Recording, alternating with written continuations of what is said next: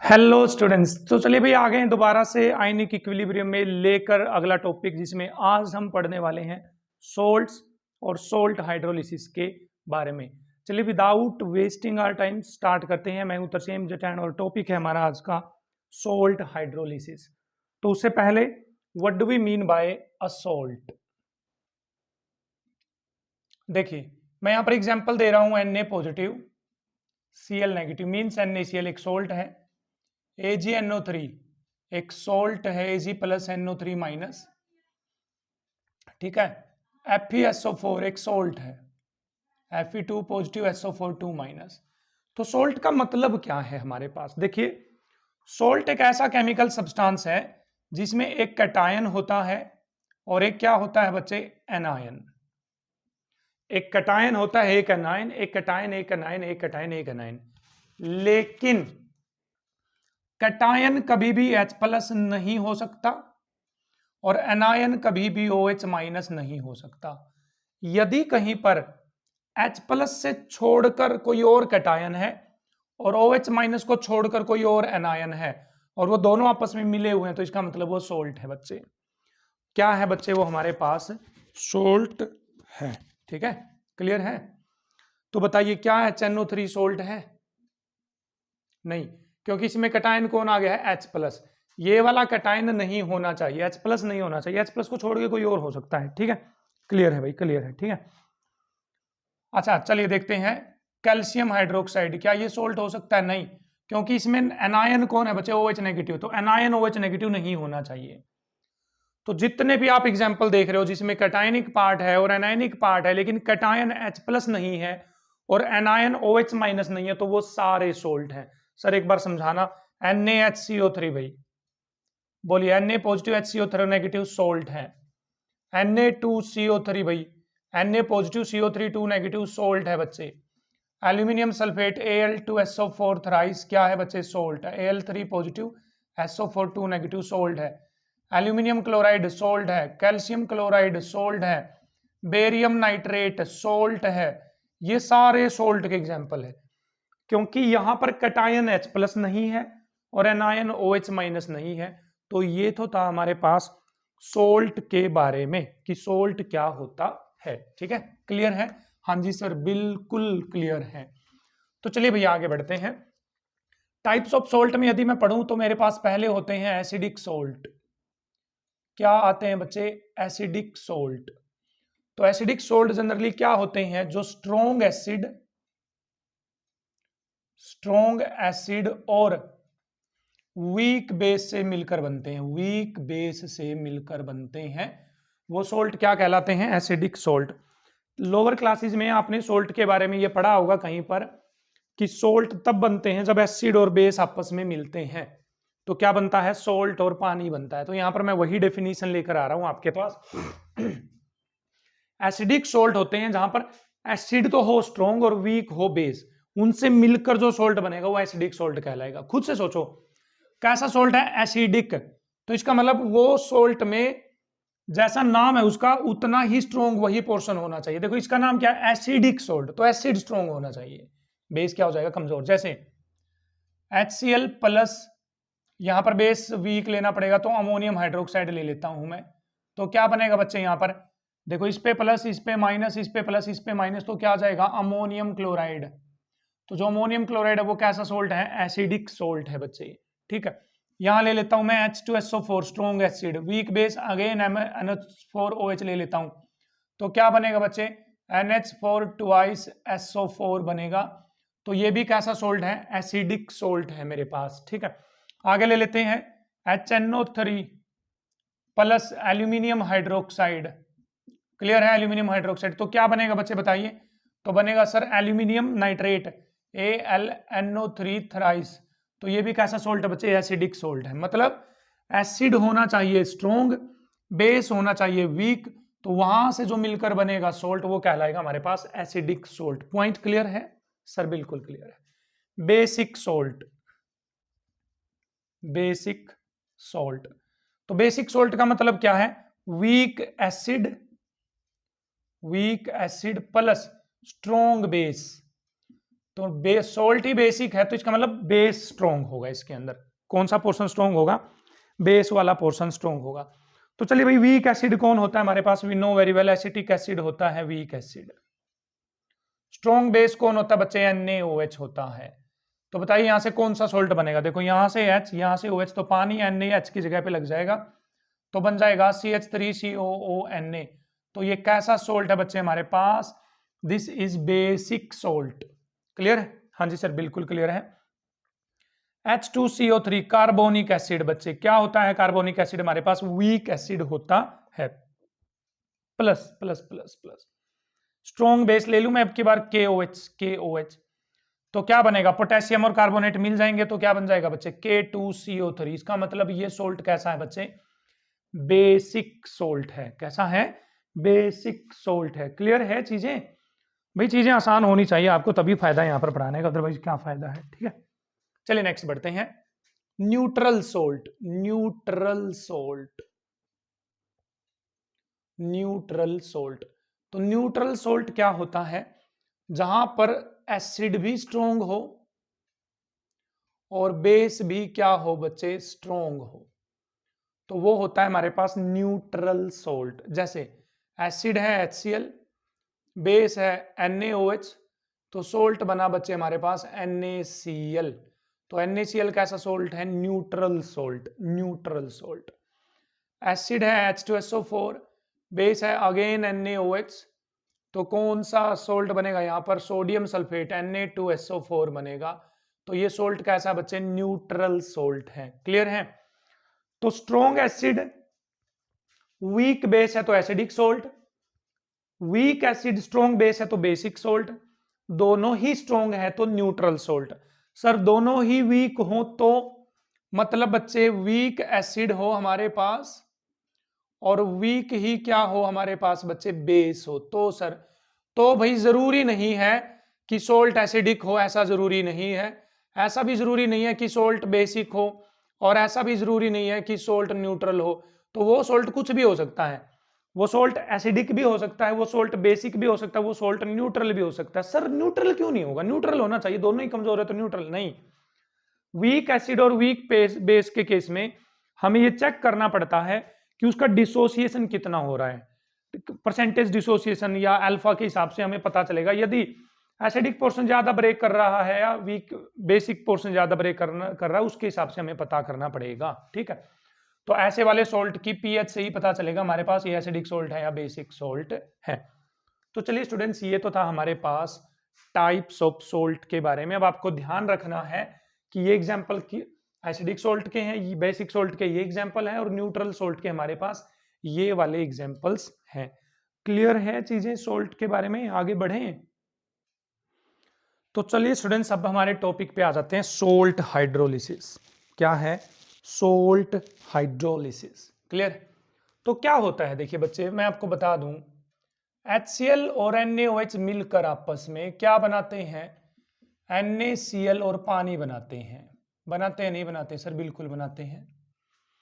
तो क्या यदि मैं NaCl और पानी को मिला दूं आपस में, तो क्या मुझे वापिस HCl या फिर NaOH मिल जाएगा या नहीं मिलेगा? यही सवाल है। तो देखो यहां पर क्या होगा, मैं बोल दूं यहां पर Na पॉजिटिव है, प्लस में Cl नेगेटिव है, और यहां पर है H और OH। पानी में तो H और OH होगी ना, पानी में H और OH। यहां डेल्टा पॉजिटिव चार्ज होता है, यहां डेल्टा नेगेटिव चार्ज। यदि ऐसा होगा, ऊपर जैसे लिखी हुई बात को यदि मैं ये मान लूं कि ऐसा होगा, तो कैसे हुआ होगा? ये कुछ ऐसे हुआ होगा, Cl ने हाइड्रोजन को ले लिया होगा। देखो Cl ने हाइड्रोजन को ले लिया होगा तो ये HCl बना होगा, और Na पॉजिटिव ने OH को ले लिया होगा तो ये क्या बना होगा? NaOH बना होगा। लेकिन क्या एक्चुअल में ऐसा होता है? तो आंसर आएगा बच्चे नो, ऐसा नहीं होता। घर पे आप नमक देखते हो ना, नमक पानी में डालते हो तो नमक पानी में जाकर डिजोल्व हो जाता है, बस। ऐसा तो नहीं है कि नमक पानी में जाते ही एसिड बना लेता है या बेस बना लेता, वापिस एसिड या बेस बना लेता है। नहीं, ऐसा तो नहीं होता। यदि कहीं पर कोई सोल्ट आप पानी में डालते हो और वो सोल्ट पानी में डालने के बाद कोई एसिड या बेस बना लेता है, वापिस बना लेता है, तो यह कहलाता है सोल्ट की हाइड्रोलिसिस। क्या कहलाती है? सोल्ट की हाइड्रोलिसिस। आई रिपीट, यदि कोई सोल्ट पानी में डालने के बाद एसिड या बेस बना लेता है वापिस दोबारा से, जैसे यहां पर लिखा हुआ है कि बन जाएगा, लेकिन यहां तो नहीं बनेगा, यदि बना लेता है तो इसका मतलब सोल्ट हाइड्रोलिसिस हो गई है। क्या हो गई है? Salt hydrolysis. अब हम चेक करते हैं कि कब होगी सोल्ट हाइड्रोलिसिस और कब नहीं होगी, यही मुद्दे की बात है। और दोबारा से हम फिर सीखेंगे कि सोल्ट हाइड्रोलिसिस क्या है। ठीक है, तो सुनिए भाई, यदि मैं न्यूट्रल सोल्ट लेता हूं बच्चे, न्यूट्रल सोल्ट, न्यूट्रल सोल्ट में बताइए स्ट्रॉन्ग एसिड होता है और स्ट्रॉन्ग ही क्या होता है? बेस होता है। ठीक है, तो ले HCl, सॉरी न्यूट्रल सोल्ट क्या है?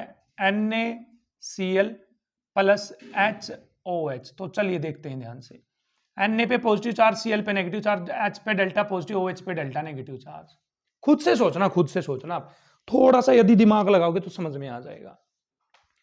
मान लेते हैं एक बार इस क्लोरीन ने H को ले लिया तो क्या बन जाएगा? HCl बन जाएगा। क्लोरीन ने यदि H को ले लिया तो, और Na ने बच्चे OH को ले लिया तो क्या बन जाएगा? NaOH।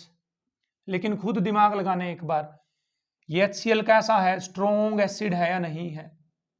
और ये NaOH कैसा है? स्ट्रॉन्ग बेस है या नहीं है? Strong base. तो क्या होगा? जैसे ये बनेंगे तो ये दोबारा टूट जाएंगे, ये H प्लस में टूट जाएगा, ये Cl माइनस में, और ये Na प्लस में टूट जाएगा, ये OH माइनस में। क्यों? क्योंकि ये स्ट्रॉन्ग है बच्चे, ये दोनों ही स्ट्रॉन्ग है।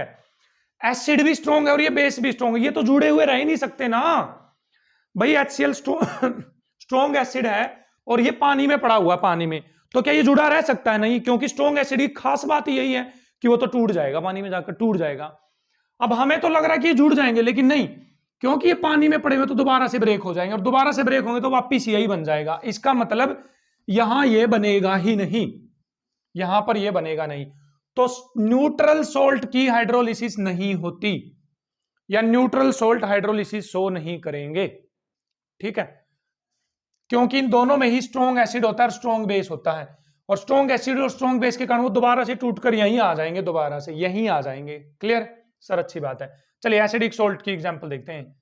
एसिडिक सोल्ट, एसिडिक सोल्ट में क्या होगा बच्चे हमारे पास? तो NH4Cl था एसिडिक सोल्ट का एग्जांपल। क्लियर? तो चलो NH4 पॉजिटिव Cl नेगेटिव को पानी में डालते हैं HOH में। ठीक, ध्यान हो तो आपको, मैंने आपको पीछे ये बताया था, यदि कोई वीक एसिड होता है, बस से वीक एसिड, और उसमें से आप H प्लस निकाल देते हो तो क्या बनेगा? उसका कॉन्जुगेट बेस बनेगा। ये क्या बन गया? उसका कॉन्जुगेट बेस। वीक एसिड का कॉन्जुगेट बेस स्ट्रॉन्ग होता है, मतलब किसी वीक एसिड में से आया हुआ नेगेटिव पार्ट, देखो किसी वीक एसिड में से आया हुआ नेगेटिव पार्ट दोबारा से H प्लस ले लेगा, दोबारा से H प्लस ले लेगा, आसानी से ले लेगा H प्लस, क्योंकि वो वीक एसिड में से आया है। वीक एसिड, और वीक एसिड कौन होते हैं? जो टूटना पसंद नहीं करते। तो सोचो, इस वीक एसिड को हमने जबरदस्ती तोड़ दिया, ये ले ये ले ये ले ये ले, टूट गया, टूट गया, जबरदस्ती H प्लस को अलग किया ना इससे। तो यदि इसको दोबारा H प्लस दिखेगी इसको, तो बोलिए H प्लस को ले लेगा नहीं ले लेगा? बिल्कुल ले लेगा, है ना। इसी तरह से यदि आपके पास कोई वीक बेस था, वीक बेस, और इसको आपने तोड़ दिया जबरदस्ती, क्योंकि वीक बेस क्या होता है? जो टूटना नहीं चाहता, आपने जबरदस्ती तोड़ दिया NH4 पॉजिटिव में और OH नेगेटिव में। तो यदि हमने जबरदस्ती तोड़ा है तो कहीं पर यदि NH4 पॉजिटिव को मौका मिलेगा कि भाई OH नेगेटिव तू ले ले, OH नेगेटिव ले ले, तो बताइए OH नेगेटिव को ले लेगा नहीं ले लेगा? बिल्कुल ले लेगा भाई, बिल्कुल ले लेगा। आपने जबरदस्ती मेरे से ये मार्कर छीन लिया, जबरदस्ती, मैं देना नहीं चाहता था क्योंकि मैं वीक हूं ना, वीक। तो यदि मेरे को कहीं पर मार्कर दिखेगा, मेरा मार्कर, तो मैं उठा लूंगा नहीं उठा लूंगा? बिल्कुल उठा लूंगा। लेकिन स्ट्रॉन्ग एसिड स्ट्रॉन्ग बेस ऐसा नहीं करेंगे। देखो Cl को H दिख रही है ना यहाँ पर पानी में, Cl को H, लेकिन HCl नहीं बनाएगा, ये HCl नहीं बनाएगा, क्योंकि इसकी कैटेगरी यही है कि ये स्ट्रॉन्ग है, ये H को दोबारा छोड़ देगा। NaOH को लेकर दोबारा NaOH नहीं बनाएगा। लेकिन यहाँ वही नीचे, यहाँ आना नीचे एक बार ध्यान से देखो, बोलो ये NH4 पॉजिटिव कहां से आया है? NH4 पॉजिटिव आया सर वीक बेस से, और इसको OH नेगेटिव कहां दिख रहा है? देखो पानी में दिख रहा है, नहीं दिख रहा है? तो ये NH4 पॉजिटिव पानी को तोड़कर, देखो पानी को ऐसे तोड़कर OH को ले लेगा और क्या बना लेगा बच्चे? NH4OH बना लेगा। क्या बना लेगा? NH4OH बना लेगा। बना लेगा, क्लियर है? NH4OH बन गया प्लस प्लस, पानी में से इसने OH को तो ले लिया, पानी में H प्लस भी तो है, क्या इस H प्लस को Cl माइनस लेगा? याद करो, अब Cl माइनस की और H प्लस से क्या बनेगा? इन दोनों से क्या बनेगा? HCl बनेगा, लेकिन HCl तो स्ट्रॉन्ग है, इसका मतलब ये नहीं लेगा। तो इसका मतलब ये वाली H plus as it is पड़ी रहेगी, एज इट इज पड़ी रहेगी। लेकिन बताओ इस सोल्ट ने पानी को ब्रेक कर दिया है, नहीं कर दिया है? ब्रेक किया नहीं किया? क्यों किया ब्रेक? क्योंकि ये वाला वीक वाला पोर्शन था और इसने OH को छीन लिया पानी में से। देखो पानी था ये, पानी में से इसने OH को छीन लिया और ले गया पानी, OH पानी में से OH और NH4OH बना लिया। तो बताइए इस सोल्ट ने पानी को ब्रेक कर दिया, नहीं कर दिया? ब्रेक कर दिया, बिल्कुल। ब्रेक का मतलब है बच्चे लीसिस। क्या मतलब है ब्रेक का? लीसिस। जो ये वर्ड लिखा हुआ है लीसिस, इसका मतलब ब्रेक होना। हाइड्रो मतलब बच्चे पानी, पानी की लीसिस हो गई है। और किसने करी है बच्चे? सोल्ट ने। किसने करी है? सोल्ट ने। तो अब समझ में आया सोल्ट हाइड्रोलिसिस का मतलब क्या है? तो अब सुनो, सोल्ट हाइड्रोलिसिस वहां होगी जहां पर जो आपने सोल्ट लिया है उसमें कोई ना कोई एक पार्ट वीक वाला होने चाहिए। देखो इसमें तो दोनों ही स्ट्रॉन्ग थे, स्ट्रॉन्ग स्ट्रॉन्ग, लेकिन इसमें एसिडिक सोल्ट में वीक कौन था? बेस। कौन था? बेस। तो देखो कौन था? बेस वाला पोर्शन वीक था या नहीं था? बिल्कुल था। अब सुनो ध्यान से, इसको एसिडिक सोल्ट क्यों बोलते हैं? तो सुनते रहिए ध्यान से, इसको एसिडिक सोल्ट क्यों बोला जाता है? क्यों? क्योंकि जब इसको पानी में डालते हैं तो ये पानी में से OH को तो पकड़ के बैठ जाता है। ये लो भाई, OH को तो इसने बैठा लिया अपने पास, बैठी रही OH में, तेरे को जाने नहीं दूंगा। लेकिन पानी की H प्लस तो फ्री है। कौन फ्री है बच्चे? पानी की H प्लस। अब बताइए H प्लस कहीं पर यदि फ्रीली घूम रहे हैं तो वो एसिड का काम करेंगे नहीं करेंगे? सर बिल्कुल करेंगे, सर बिल्कुल करेंगे। तो यहां पर पानी की हाइड्रोलिसिस होगी, मतलब वाटर हाइड्रोलिसिस होगी। ठीक है, अच्छी बात है भाई, वाटर की लिसिस होगी। चलिए अगला एग्जांपल की बात कर लेते हैं, और अगला एग्जांपल हमारे पास बच्चे बेसिक सोल्ट। कौन सा है? Basic salt. भाई आज के वीडियो लेक्चर में आप हाइड्रोलिसिस का मतलब समझ पाए तो अच्छी बात है, अच्छी बात है। ठीक है, बेसिक सोल्ट की बात कर लेते। बेसिक सोल्ट क्या बच्चे? CH3COONA। तो आप खुद सोचना ये पानी की हाइड्रोलिसिस करवाएगा नहीं करवाएगा? सोल्ट आ गया नेगेटिव प्लस Na पॉजिटिव, ये आ गया बच्चे पानी। पानी रे पानी, पानी रे। देखो ये कौन है सर? ये तो वीक एसिड का स्ट्रॉन्ग बेस है। तो बताओ ये H प्लस को लेने जाएगा नहीं लेने जाएगा पानी में से? सोचो लेगा नहीं लेगा? सर लेगा, बिल्कुल लेगा H प्लस को। तो H प्लस को लेगा तो ये क्या बना लेगा बच्चे? CH3COH। लेगा नहीं लेगा? बिल्कुल लेगा। अब सुनो, क्या NaOH को लेगा? NaOH बनेगा, और NaOH क्या है? स्ट्रॉन्ग, लेकिन स्ट्रॉन्ग तो फिर छोड़ देगा। तो इसका मतलब ये OH को नहीं लेगा। तो इसके अंदर फ्री कौन घूमेंगे बच्चे? OH नेगेटिव आयन फ्री घूमेंगे। कौन घूमेंगे यहां पर freely? OH negative ion freely घूमेंगे। और यदि इसमें OH नेगेटिव आयन फ्रीली घूमेंगे तो इसका मतलब ये बेसिक सोल्ट है। क्या है ये? बेसिक सोल्ट है। तो इसका मतलब यहां पर भी हाइड्रोलिसिस होगी, यहां पर भी हाइड्रोलिसिस होगी। तो कंडीशन समझ में आ गई हाइड्रोलिसिस की? सोल्ट में एक पोर्शन वीक होना जरूरी है। क्लियर है? चलिए आगे बढ़ते हैं। यदि आपके पास वीक एसिड वीक बेस का सोल्ट है तो जैसे बच्चे अमोनियम एसीटेट CH3COONH4, ये है अमोनियम एसीटेट। क्लियर है? Ammonium acetate. तो देखो क्या होगा? CH3COO negative plus NH4 positive plus पानी रे पानी। बताओ ये भी वीक वाला, ये भी वीक वाले से आए, ये भी वीक एसिड से आया, ये भी वीक बेस से आया। तो इसका मतलब ये दोनों स्ट्रॉन्ग है, स्ट्रॉन्ग। तो ये तो भाग जाएगा लेकर H प्लस को, ये भाग जाएगा लेकर OH माइनस को, दोनों भाग जाएंगे भाई, क्या दिक्कत है। तो यहां पर भी पानी की हाइड्रोलिसिस होगी, यहां पर भी पानी की हाइड्रोलिसिस होगी। क्लियर है। तो ये था हमारे पास हाइड्रोलिसिस, सोल्ट हाइड्रोलिसिस। ठीक, तो स्ट्रॉन्ग एसिड स्ट्रॉन्ग बेस के केस में सोल्ट हाइड्रोलिसिस नहीं होगी। Strong acid plus strong base के केस में हाइड्रोलिसिस नहीं होगी। Strong acid plus weak base के केस में हाइड्रोलिसिस होगी। Weak acid plus strong base के केस में हाइड्रोलिसिस होगी।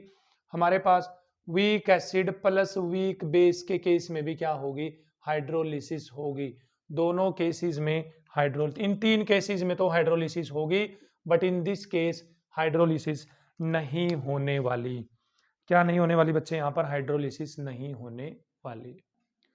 तो चलिए स्टूडेंट्स, कंसेप्ट ऑफ हाइड्रोलिसिस को थोड़ा सा और बिल्डअप करते हैं, हमारे पास थोड़ा सा और बिल्ड करते हैं। ठीक, तो चलिए भाई, मेरे पास इस केस में CH3COONA के केस में पानी की हाइड्रोलिसिस तो होगी। ठीक है, तो होगी इस केस में हाइड्रोलिसिस, तो करें। देखिए किस तरह से, मैं दोबारा लिखता हूँ इसको दोबारा से। CH3CO नेगेटिव है और Na पॉजिटिव, और इसमें डाल दिया मैंने पानी। तो क्या क्या बन जाएगा यहाँ पर, हमारे पास बन जाएगा CH3COOH। देखो ये जो वीक एसिड से आया हुआ पार्ट है, ये पानी में से H प्लस ले लेगा तो ये बन जाएगा। लेकिन पानी के OH नेगेटिव बच्चे फ्रीली घूमते रहेंगे, फ्री घूमते रहेंगे, और ये Na पॉजिटिव भी फ्री घूमता रहेगा। Na पॉजिटिव तो दोनों साइड आएगा ना, इधर भी और उधर भी आएगा। ठीक है, तो इसको थोड़ा सा मॉडिफाई करते हैं हम इस इक्वेशन को। देखिए Na प्लस से मैं Na प्लस को काट दूं यहाँ पर। ठीक, ये OH नेगेटिव कहां से आया बच्चे, पानी में से OH नेगेटिव आया है। यहाँ पर H कहां से आई है, पानी में से H आई है।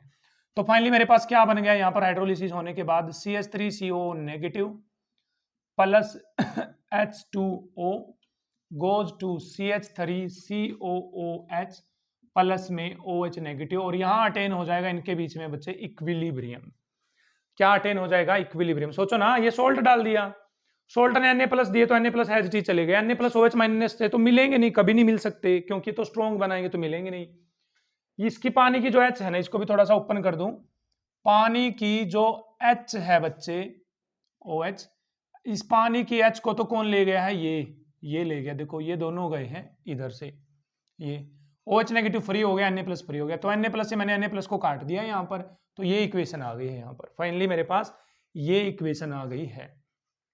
तो सुनिए ध्यान से, यदि मैं इनिशियली शुरू में, भाई ओस्टवाल डाइल्यूशन लो तो पढ़ के आए होंगे, इसकी कंसंट्रेशन मान लूं मैं C, तो इसकी कंसंट्रेशन उस टाइम पे क्या होगी, 0। उस टाइम पे क्या होगी, 0, क्योंकि इसको मैंने पानी में डाला ही नहीं है, तब तक ये तो नहीं बनेगा ना सर, नहीं बनेगा, बिल्कुल नहीं बनेगा। एट इक्विलिब्रियम में बताइए C में से कुछ ना कुछ घटेगा ना, कुछ ना कुछ घटेगा, नहीं घटेगा, बिल्कुल। याद हो आपको, पीछे हमने जब ओस्टवाल डाइल्यूशन लो हमने पढ़ा था, तो यहां पर मैंने लिखा था बच्चे C अल्फा। अल्फा क्या था, डिग्री ऑफ डिसोसिएशन, कि यहां वाला एसिड कितना टूट रहा है।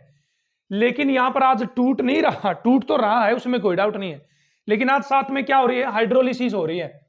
क्या हो रही है बच्चे, साथ में हाइड्रोलिसिस। तो इसका मतलब यहां पर मैं अल्फा नहीं लिखूंगा, अल्फा की जगह H लिखूंगा मेरे पास। और H क्या है बच्चे, degree of hydrolysis, degree of hydrolysis है मेरे पास H, this is degree of hydrolysis. तो कैसे डिफाइन करेंगे degree of hydrolysis, number of moles hydrolysed मतलब कितने मोल हाइड्रोलाइज्ड हुए हैं, डिवाइड बाय टोटल मोल्स, तो ये क्या कहलाएगी, डिग्री ऑफ हाइड्रोलिसिस। ठीक है, तो C माइनस CH आ गया। तो बताइए, इसका 1 जाएगा तो इसका 1 बनेगा, इसके 2 जाएंगे तो इसके 2 बनेंगे, इसके CH जाएंगे तो इसके भी कितने बनेंगे, CH। बताइए, इसका 1 जाएगा, इसका 1 बनेगा, इसके CH जाएंगे तो इसके भी कितने बनेंगे, CH। तो बताइए इक्विलिब्रियम कांस्टेंट की वैल्यू K किसके इक्वल आ जाएगी, प्रोडक्ट की concentration that is CH into दूसरे प्रोडक्ट की concentration that is CH divide by reactant की कंसंट्रेशन C माइनस CH। अब क्योंकि यहां पर हाइड्रोलिसिस हो रही है, तो K के पाव में मैं लिख सकता हूं H, मींस हाइड्रोलिसिस कांस्टेंट। तो चलिए भाई, CH इंटू CH, यहां से C कॉमन आ गया तो क्या बच गया, 1 माइनस H। सी से सी क्या हो गया बच्चे, कैंसिल हो गया। तो यहां से के एच की वैल्यू आ गई है मेरे पास C H square divide by 1 minus H. Clear, आ गई। अब यहां पर जो डिग्री ऑफ हाइड्रोलिसिस होती है कि कितना सोल्ट हाइड्रोलाइज होगा, तो वो बहुत ही कम होता है, बहुत छोटी सी वैल्यू होती है। तो यहां पर जो एच है ना वो बहुत छोटी है, छोटी है, छोटी है, छोटी है, किसके कंपैरिजन में, 1 के कंपैरिजन में। तो मैं यहां पर एच को नेग्लेक्ट कर रहा हूं। तो मेरे पास अब फाइनली जो के एच है हाइड्रोलिसिस कांस्टेंट, उसकी वैल्यू क्या आ गई है, सी एच स्क्वायर के इक्वल आ गई है। किसके इक्वल आ गई है, सी एच स्क्वायर के इक्वल। यहां से मैं डिग्री ऑफ हाइड्रोलिसिस की वैल्यू निकाल सकता हूं, H will be equal to K H divide by C का स्क्वायर रूट, सी का स्क्वायर रूट। तो ये कंसेप्ट आपको क्लियर होना चाहिए। बस यहां पर यदि बेस ले लिया बच्चे, बेस के लिए भी डिग्री ऑफ हाइड्रोलिसिस का फॉर्मूला यही रहेगा। बस बेस के केस में यहां पर कुछ और कंडीशंस हो जाएंगी। यहां पर मतलब दूसरा सोल्ट ले लेता हूं मैं, एसिडिक की जगह बेसिक सोल्ट ले लेता हूं, या बेस की जगह एसिडिक सोल्ट ले लेता हूं। मतलब कहने का मतलब है जो एच है मेरे पास, ये क्या है, डिग्री ऑफ हाइड्रोलिसिस। तो आई होप आपको इस वीडियो लेक्चर में जो हमने किया है, व्हाट इज सोल्ट हाइड्रोलिसिस, कब हाइड्रोलिसिस होगी, कब हाइड्रोलिसिस नहीं होगी, और क्या होती है डिग्री ऑफ हाइड्रोलिसिस, वो आपको अच्छे से क्लियर हुआ है। तो मिलते हैं नेक्स्ट वीडियो में लेकर हम कि डिफरेंट टाइप के सोल्ट के लिए, एसिडिक सोल्ट या बेसिक सोल्ट या वीक एसिड वीक बेस वाले सोल्ट के लिए पीएच किस तरह से डिटरमाइन करी जाएगी, और उसका जो फॉर्मूला आएगा वो लंबा सा डेरिवेशन आने वाला है उसमें, भाई बहुत लंबा डेरिवेशन आने वाला है। बच्चे हालांकि उससे डरते हैं, तो उस डेरिवेशन को लेकर हम अगली वीडियो में आपसे मिलते हैं। तब तक के लिए आप बने रहें मेरे साथ।